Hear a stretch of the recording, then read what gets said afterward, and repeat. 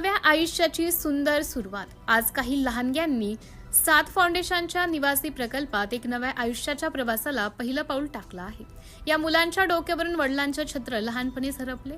वडील नसल्याची पोकळी कधीच भरून निघू शकत नाही, पण त्या वेदनेसोबतच अनेकदा शिक्षण थांबते, स्वप्न अर्धवट राहतात आणि परिस्थितीची झळ बालपणालाच बसते। आई एकटीने संसार, मुलांचं संगोपन आणि शिक्षण याची जबाबदारी पेलताना अनेक संघर्षांना सामोरी जाते। अशा परिस्थितीत अनेक मुलं चुकीच्या संगतीत जाण्याचा, व्यसनांच्या आहारी जाण्याचा किंवा शिक्षणापासून दूर होण्याचा धोका वाढतो।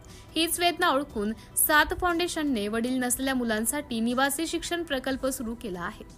येथे त्यांना सुरक्षित निवारा, गुणवत्तापूर्ण शिक्षण, चांगले संस्कार, प्रेमळ वातावरण आणि उज्ज्वल भविष्य घडवण्याची संधी दिली जाईल। आमचा प्रयत्न केवळ त्यांना आसरा देण्याचा नाही, तर त्यांचा आत्मविश्वास, स्वाभिमान आणि सक्षम नागरिक म्हणून उभं करण्याची, राहण्याची ताकद निर्माण करण्याचा आहे।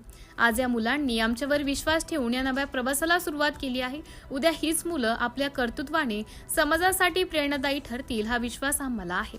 या सेवा कार्यात तुमची साथ, शुभेच्छा आणि आशीर्वाद आमच्यासाठी खूप मोलाचे आहेत, कारण प्रत्येक मुलाला फक्त आसरा नाही, तर प्रेम, संधी आणि उज्ज्वल भविष्य मिळण्याचा अधिकार आहे। सिटी इंडिया न्यूजसाठी प्रतिनिधी शरद कबाडे, बुटीबोरी।